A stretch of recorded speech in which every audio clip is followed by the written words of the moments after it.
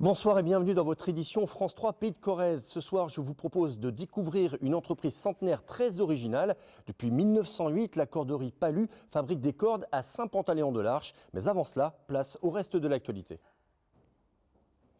Ici, on toronne, on câble, on tresse. La corderie Palu est la dernière en France à fabriquer des cordes de façon artisanale au long, qu'on prenait à la main et sur de grandes longueurs, en chanvre, coton ou synthétique. Un savoir-faire unique. C'est parti pour la visite. C'est elle la mémoire de la corderie. Fatima travaille ici depuis plus de 40 ans. Capable de passer d'un poste de travail à un autre, elle a fabriqué des milliers de kilomètres de cordes et elle ne s'en lasse pas. Quand je suis arrivée là, j'avais 16 ans. Et c'est vrai, quand je suis arrivée, je ne pensais pas y rester aussi longtemps. Et donc, c'est vrai qu'on apprend à aimer ce métier. Parce qu'on fabrique quelque chose, voilà, de nos mains, c'est artisanal. Des cordes ici, il y en a une incroyable diversité. Fabriquées pour moitié en chanvre, avec des machines du siècle dernier. Et si l'usine n'est plus de première jeunesse, c'est justement ce qui fait son charme et qui a convaincu son nouveau propriétaire, Stéphane. Fatima, il nous reste encore assez de coton ? Pas beaucoup, C'est ici que j'ai eu mon coup de cœur, la première fois que j'ai visité la corderie. Et donc oui, il est magique, c'est vraiment un lieu extraordinaire, hors du temps. Un sacré pari pour cet ancien cadre du secteur automobile.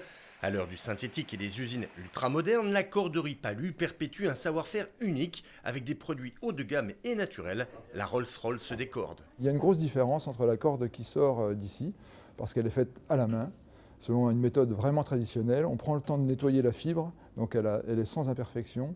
Elle est câblée à la demande, c'est-à-dire que si quelqu'un nous demande une corde très câblée, on la câblera fortement, moins câblée, un peu moins. Et puis surtout, on fait une opération de polissage infini sur le cordage qui n'est fait nulle part ailleurs. Un travail manuel réalisé par 8 employés, tous conservés par Stéphane. Fabriquer une corde 100% française et trouver de nouveaux marchés, c'est l'objectif que s'est fixé le nouveau propriétaire de l'entreprise. C'est le lieu emblématique de la corderie, on l'appelle le Long. Un hangar de 180 mètres dans lequel on confectionne des cordes d'un seul tenant, le dernier en France. C'est dans ce lieu incroyable que Stéphane imagine l'avenir de la corderie, un avenir encore plus ancré dans le local.